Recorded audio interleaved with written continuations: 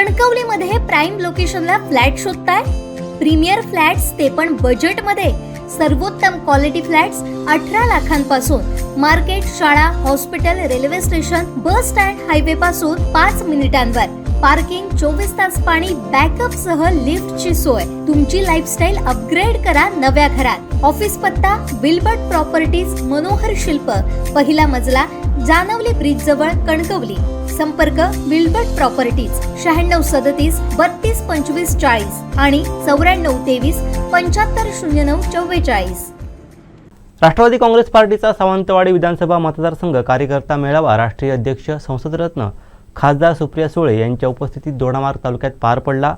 कार्यकर्त्यांचा उत्स्फूर्त प्रतिसाद या मेळाव्यास लाभला. यावेळी अर्चना घारे यांचं काम युवती राष्ट्रवादी ते इथवरचा प्रवास पाहून अभिमान वाटतो. पदाधिकारी, कार्यकर्ते यांनी अर्चना घारे यांच्या उमेदवारीबाबत केलेली मागणी महाविकास आघाडीच्या बैठकीत ताकदीनं मांडणार असल्याचं सुप्रिया सुळे म्हणाल्या.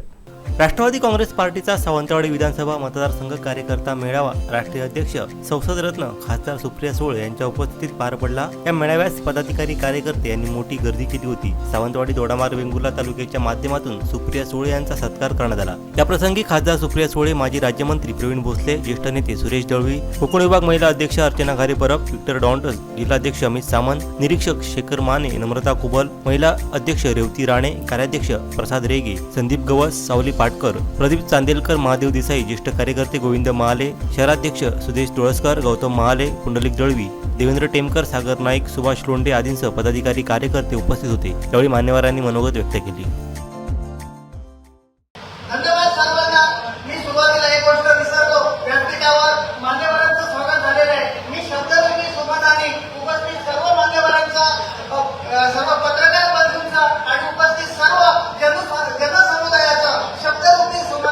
हार्दिक स्वागत करतो. या ठिकाणी माझ्यावरती फक्त 5 मिनिटं बोलण्याची जबाबदारी आहे. सन्माननीय व्यासपीठ आणि मित्र हो, मी ताईंना पवार साहेबांचा आणि दोडामार्गचा कसा संबंध आहे ही दोन उदाहरणं देतो ताईंना. ताई, साधारण मी 5वी मध्ये असेल आणि माझ्या ऑफिसच्या जवळ एक लक्ष्मण जाधव नावाचे गृहस्थ राहतात. ज्यावेळी मोठे पवार आपल्या दोडामार्गला आलेले साधारणपणे 1982 असेल आणि त्यावेळी अगदी दोडामार्ग बाजारपेठेतून ते चालत 10 मिनिटं चालत थेट लक्ष्मण जाधव यांच्या घरी गेले. त्यांच्या घरामध्ये बसले. लोखंडी पत्र्याची मोडकी खुर्ची होती, नाचणीची भाकरी, भाजी आणि मैसूर पाक आणि एक पेला पाणीचे प्यालेले आहे. म्हणजे मी 5वी मध्ये असताना. त्यानंतर त्यांची जी दुसरी भेट होती दोडामार्ग मध्ये, ती ज्यावेळी तिलारी धरणाचा सेटलमेंटचा प्रश्न चालू होता आणि कुणी दाद देत नव्हते, अशा परिस्थितीत साहेब थेट तिलारी इरिगेशनवरती त्या ठिकाणी गेले आणि अगदी तुटकीसरशी तो प्रश्न होता हा निकाली काढलेला आहे. आणि तिसरी जी भेट साहेबांची आहे तर साहेब पणजी गोवा येथे हॉटेल सिदानी गोवामध्ये आलेले आणि संध्याकाळी सुरेश भाई आणि त्यांच्या सर्व कार्यकर्त्यांनी पवार साहेबांची पणजी इथे भेट घेतली आणि त्या ठिकाणी भाईंना त्यांनी सांगितलं, सुरेश दळवी, उद्या सकाळी मी तुमच्या घरी नाश्त्यासाठी येतो. झालं, रात्र झाली आणि सकाळी पवार साहेब भाईंच्या घरी यायचे होते. मात्र अचानक थोडंसं विसरले आणि बायपास पत्रदेवी मध्ये ते बांधा या ठिकाणी पोहोचले. बांधामध्ये गेल्यानंतर त्यांच्या लक्षात आलं, अरे मी सुरेश दळवींना शब्द दिला होता त्यांच्या घरी जायचा, पण आपण कुठे आलो? त्यांनी जो इन्चार्ज होता त्याला बोलावलं आणि विचारलं, आपण कुठे आलेलो आहोत? तर बांध्याच्या पुढे होते साहेब. मग तिथून त्याने निष्ठच विचारलं. जवळपास बांधा ते भाईचं गाव कोनाळ, किराळीच्या जवळ जवळजवळ 40 ते 42 किलोमीटरचं अंतर होतं. साहेब तिथूनच मागाने फिरले आणि थेट भाईंच्या घरी गेले आणि तिथे भाई साहेबांनी नाश्ता केलेला आहे. अशा प्रकारे सर्वसामान्य कार्यकर्त्यांना मान देणारा, सर्वसामान्य कार्यकर्त्यांचा सन्मान करणारा आणि संपूर्ण देशावर नेतृत्व करणारा असा आमचा हा नेता. याचं कारणही आहे, अजित पवार पक्ष सोडून गेल्यानंतर बरेच लोक पक्ष सोडून गेले, मात्र संपूर्ण महाराष्ट्रामध्ये सिंधुदुर्ग जिल्हा असा आहे. आपल्या जिल्ह्याचे जिल्हाध्यक्ष अमित सामंत आणि प्रवीणभाई, सुरेशभाई, प्रसाद रेगे, विक्टर डॉन्टस, मी सगळ्यांची नावं घेऊ शकत नाही. अगदी हाताच्या बोटावर मोजण्या एवढेच लोक गेले आणि 80 ते 90% फक्त सिंधुदुर्ग जिल्ह्यातील पदाधिकारी आणि कार्यकर्ते आपल्या राष्ट्रवादी पक्षामध्ये राहिलेले आहेत. याचं कारणही तसंच आहे. नदीचं पाणी, गटाराचं पाणी, पावसाचं पाणी शेवट महासागरालाच जाऊन मिळतो आणि त्यामुळे आम्ही कुठल्याही पदाची अपेक्षा न करता आम्ही पवार साहेबांच्या प्रेमाखातर याच राष्ट्रवादीमध्ये आहोत. आपल्याला खूप खूप धन्यवाद. महाराष्ट्र या बॉर्डरवरती असलेला आमचा हा तालुका येथील 80% युवक आणि युवती ह्या रोजगारासाठी, काम धंद्यासाठी गोव्यामध्ये जातात आणि तिथूनच त्यांची चूल पेटते. त्यामुळे रोजगाराचा प्रश्न सुद्धा अगदी गंभीर स्वरूपाचा आहे. आमच्याकडे टॅलेंट खूप आहे, परंतु त्या टॅलेंटला वाव नाही आणि सक्षम नेतृत्व नाही आणि त्यामुळे ताईंच्या स्वरूपात आपल्याकडे नेतृत्व उभं राहायचं, त्याला आपण सगळे मिळून आधार देऊया. आणि मी सर्वांची या ठिकाणी मला बोलण्याची संधी दिल्याबद्दल आभार व्यक्त करतो. आणि आपण सर्वजण या मेळाव्यानिमित्त अल्लाह या मेळाव्याला आदरणीय शरदरावजी पवार यांच्या सुकन्या सौ सुप्रिया देवी सुळे आज दोडामार्ग येथे कार्यकर्ता मेळाव्याला उपस्थित आहेत. त्यांचं आपण सर्वांनी स्वागत केलेले आहे. त्यानिमित्त आज सगळे कार्यकर्ते इथे उपस्थित आहेत. पवार साहेबांच्या कोणावर याच्यापासूनच भरपूर अशा प्रकारचं जे बदल करणार आहे. त्यांनी आपल्या मुख्यमंत्री पदाच्या कारकिर्दीत अनेक योजना या महाराष्ट्राला आणि कोकणसाठी दिलेल्या आहेत. त्यापैकी एक महत्वाची योजना म्हणजे 100% अनुदानावर फलोद्यान योजना. या योजनेचा फायदा दोडामार्ग तालुक्यात भरपूर मोठ्या प्रमाणात घेतलेला आहे. लोकांना मदत केलेली आहे. लोकांच्या समस्या सोडण्याची प्रयत्न केलेले आहे. आता येणाऱ्या विधानसभा निवडणुकीला सावंगी मतदारसंघातून राष्ट्रवादीच्या तिकिटावर निवडणूक लढण्यास इच्छुक आहेत. सर्वसामान्य लोकांचा त्यांना पाठिंबा आहे. सर्वसामान्य लोकांना वाटतं की अंतरिताई घाले यांना तिकीट मिळून आमदार झाले पाहिजे, अशा प्रकारची सर्वसामान्य माणसाची इच्छा आहे. या मतदारसंघामध्ये 60% महिला मतदार आहे, 40% पुरुष मतदार आहे. त्याचा फायदा जो आहे अर्चनाताई घालेंना होऊ शकतो. त्यामुळे महिलांची संख्या मोठी आहे. याचा फायदा घेऊन सगळ्या महिलांनी एकजूट करून या मतदारसंघात कधी न झालेल्या महिला आमदार यांना महिला आमदार केले पाहिजे. या सर्व महिला बंधुभगिनींनी सहकार्य करावे, अशा प्रकारचे कार्यकर्त्यांच्या वतीने आम्ही आवाहन करतो. अजूनपर्यंत या मतदारसंघामध्ये आमदार किंवा खासदार पुरुष सगळे झालेले, महिलांना संधी मिळाली नाही आणि आता ज्यावेळी संधी मिळणार त्या संधीचा फायदा महिला भगिनी पुरुषांचा आहे. त्या ठिकाणी करून दिला पाहिजे आणि अर्चनाताई घाले यांना निवडून दिलं पाहिजे, अशा प्रकारची माझी विनंती आहे. आता त्या सगळीकडे फिरत आहेत, राष्ट्रवादीचा झेंडा घेऊन सगळीकडे जात आहेत, सगळ्यांना मदत करतायत आणि सगळ्यांचे प्रश्न जे आहेत ते प्रश्न जाणून घेत आहेत. अशाच प्रकारचं तुम्ही काम करावं आणि सर्व कार्यकर्त्यांचं सहकार्य आहे आणि सगळ्या भगिनींचं सहकार्य आहे. त्या कारणाने ताईंना नोंदणी जे काय आहे त्या विधानसभा निवडणुकीमध्ये अर्चनाताईंना तुम्ही जे द्या त्याला निवडून आणण्याचे आम्ही आटोकाट प्रयत्न करू. अशा प्रकारचे आपल्या सर्वांना विनंती करतो आणि मी वेळ कमी आहे जास्त न बोलता मी माझं भाषण आयुक्त घेतो. जय हिंद, जय महाराष्ट्र. आपल्या महाराष्ट्रात हृदय सम्राट बाळासाहेब ठाकरे यांनी एक वृक्ष लावला आणि माननीय शरदचंद्रजी पवार यांनी राष्ट्रवादीचा वृक्ष लावला. हे दोन वृक्ष एवढे महान अफाट झाले, त्यांची उंची इतकी वाढली की संपूर्ण महाराष्ट्रावर नव्हे तर संपूर्ण भारत देशावर त्याची छाया सावली पसरली आणि त्या सावलीमध्ये असंख्य लोकांनी विसावा केला. असंख्य लोक त्या झाडाला दुवा देऊ लागले. त्या झाडावर अनेक फळं फुलं आली, रसाळ अशा तऱ्हेची फळं आली. पण मागच्या 1-1.5 वर्षात असा एक विषारी वादळ निर्माण झालं की ज्याच्यामध्ये विषारी रस बनलेला आहे. अशी जी काही फळं होती ती तनिद्ध्वस्त झाली आणि काही मोजकीच फळं त्या झाडावर अजूनही दाम दौलान उभी आहे आणि त्याच्यात एक रसाळ फळ आज आमच्या समोर उपस्थित आहे. त्याला समजलो उद्या खाली जमिनीवर पडलेली ही विषारी फळं तुमच्याकडे येतील आणि मला खा खा म्हणून तुमच्याकडे याचना करतील. अजिबात खाऊ नका. त्यांच्यात विषारी रस भरलेला आहे आणि तो विषारी रस तुमच्या कुटुंबाला सुद्धा तुमचं आरोग्य बर्बाद करून टाकेल. याच्यासाठी या रसापासून या फळापासून सावध राहा. आणि अशा प्रकारची दाम धवणार उभी राहिलेली ही फळं आज आमच्या दोडामार्गात आली. आमचं दोडामार्ग बसण्याचं भाग्य मिळावं लागलं. आमच्या अनेक समस्या आहेत. संदीप गृहांनी आमच्या दोडामार्ग तालुक्यातील अनेक समस्या तुमच्याकडे मांडलेल्या आहेत. ज्या समस्या गंभीर आहेत. आरोग्याचा प्रश्न, रस्त्याचा प्रश्न, शिक्षणाचा प्रश्न, विविध प्रश्न आज भाव असून उभे आहेत. विकासासाठी तुम्हाला ते देणारी रक्कम आहे ती कोरड्यासारखी नाही हे लक्षात ठेव. पुढच्या 5 वर्षाचा भवितव्याच्या महाराष्ट्राचा विचार करा आणि तुम्ही सरसवा.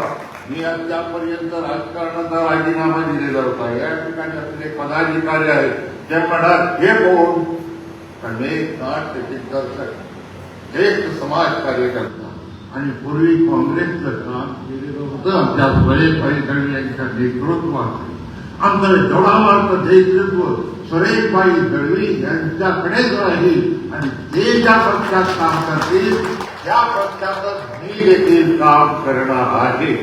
पुढच्या आमच्या नेत्या अर्चनाताई खरे आमच्याकडे 2 वेळा आल्या. आपुलकी नद्या आमची विचारपूस केली. त्यांच्याबरोबर आम्ही सदैव राहू. आपणही सर्वजण या पक्षाची एकनिष्ठ राहा एवढी विनंती करू मी माझे 2 शब्द संबोधतो.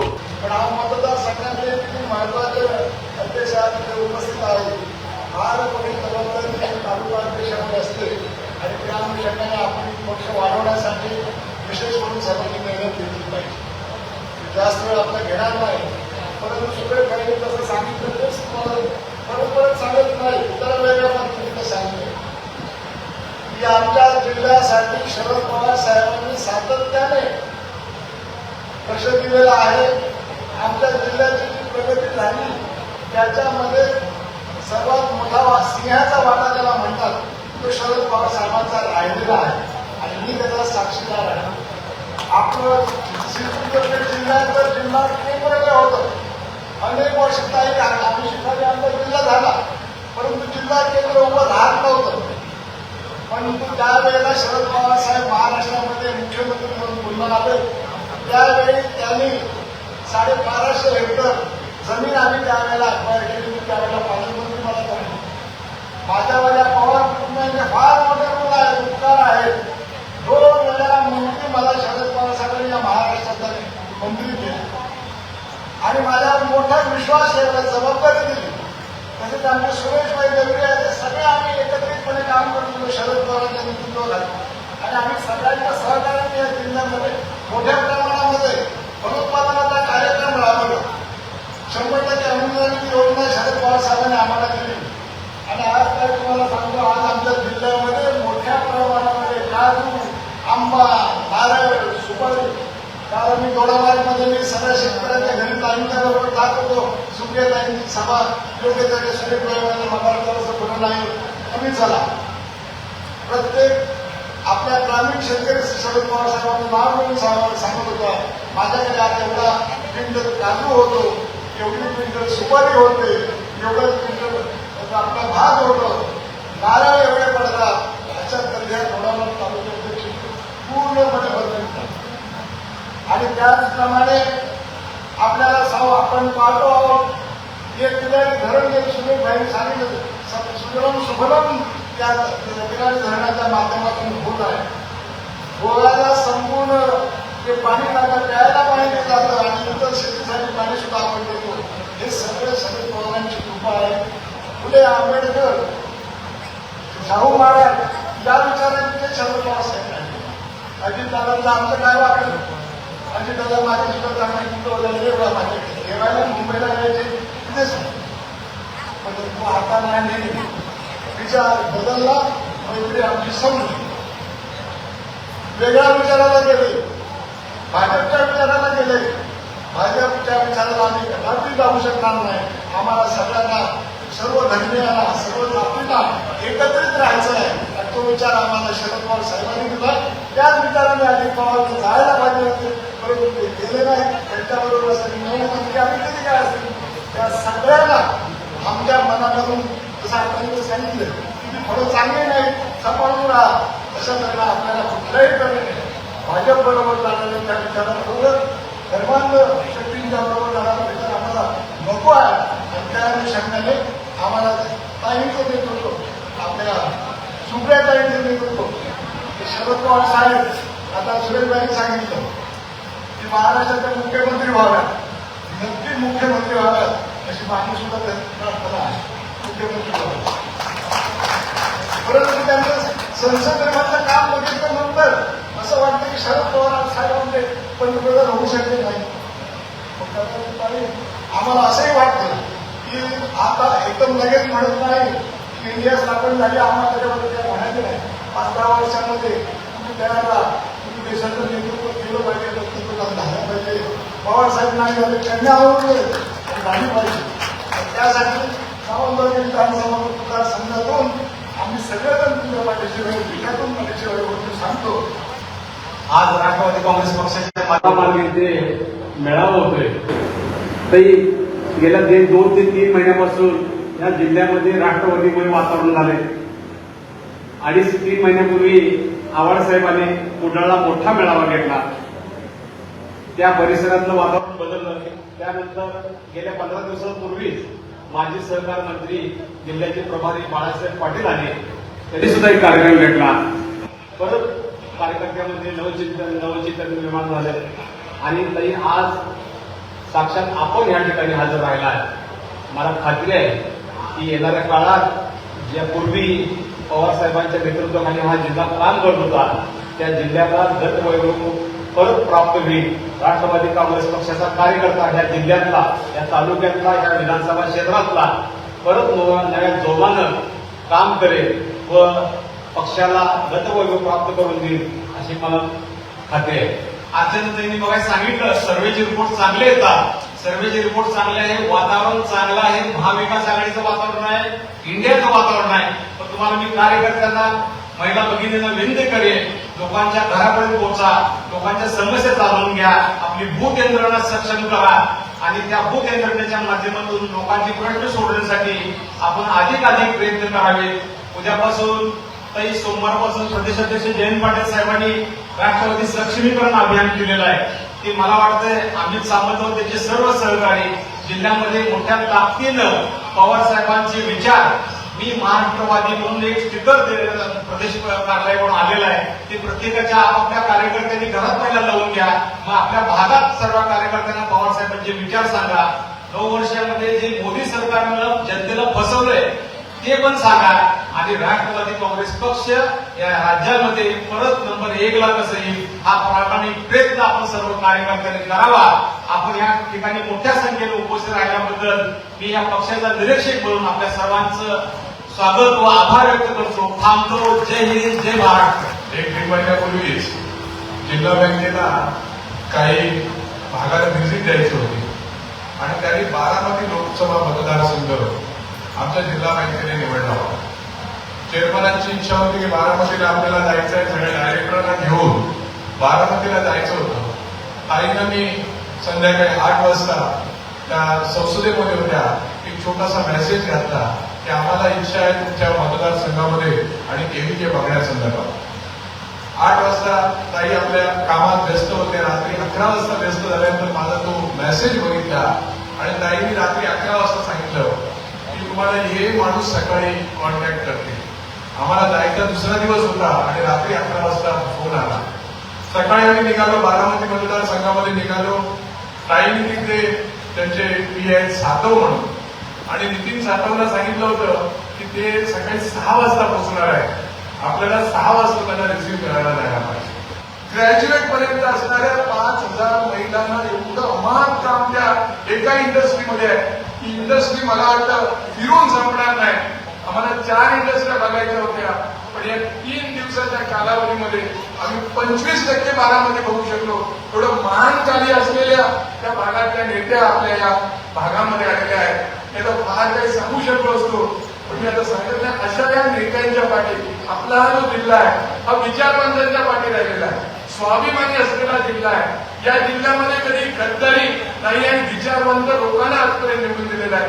आज आपण या सगळ्या पडत्या काळामध्ये बघतोय की कुठल्या जिल्ह्यामध्ये राष्ट्रवादीला धोका कमी असेल तर तो सिंधुदुर्ग मध्ये आहे. मगाशी काही वक्त्याने सांगितलं 99% लोक अजूनही राष्ट्रवादीमध्ये आहेत आणि आता राष्ट्रवादीमध्ये येण्याची संख्या सुद्धा जोराने वाढते. कारण पवार साहेबांना या पडत्या काळामध्ये सिंधुदुर्ग लोकांनी असं ठरवून ठेवलेलं आहे की या पडत्या काळामध्ये या संधीचा फायदा या बेरोजगारीने त्रसलेले हे सगळे युवक आहेत, शेतकरी आहेत, सगळ्या पर्यटनांचं आपल्या बघा पर्यटनाला असणारं रोड आपल्याकडे नाही, BSNL नाही, म्हणजे काय इन्फ्रास्ट्रक्चर नसलेले या जिल्ह्यामध्ये आज आपल्याला शाश्वती एकच आहे की राष्ट्रवादी काँग्रेस येत्या काळामध्ये हे आपले सगळे जे प्रॉब्लेम्स आहेत अचानक घरी चांगलं काम करतायत. गेल्या 5 वर्षामध्ये आम्ही त्यांचं बघतोय. गेल्या 5 वर्षापूर्वी पवार साहेबांनी मला सुनील आणि प्रवीण भाई आणि प्रसाद भाई यांना घरी बोलवलं होतं आणि 5 वर्षापूर्वी पवार साहेबांनी सांगितलं होतं की धारेताईंना मी सिंधुदुर्गमध्ये पाठवतोय, पक्षाची जबाबदारी देतोय. गेल्या 5 वर्षामध्ये धारेताई सुद्धा अतिशय प्रामाणिकपणे तिथं जाऊन लोकांमध्ये सेवा करताय. आजची उपस्थिती सांगते की त्यांनी किती आपुलकी या लोकांमध्ये लावलेली आहे. ताई आपल्याला विनंती आहे की हा मतदारसंघ आईना दिल्यास या मतदारसंघामध्ये चांगली क्रांती होऊ शकेल एवढी मी आपल्याकडे इच्छा व्यक्त करतो आणि आपल्या सर्वांची रजा घेतो. आमचे दिवसभरातले सर्व अपडेट्स, ताज्या घडामोडी आणि थेट लाईव्ह पाहण्यासाठी सबस्क्राईब करा, लाईक करा कोकणचं नंबर 1 महा चॅनल कोकण 7 लाईव्हचं YouTube चॅनल.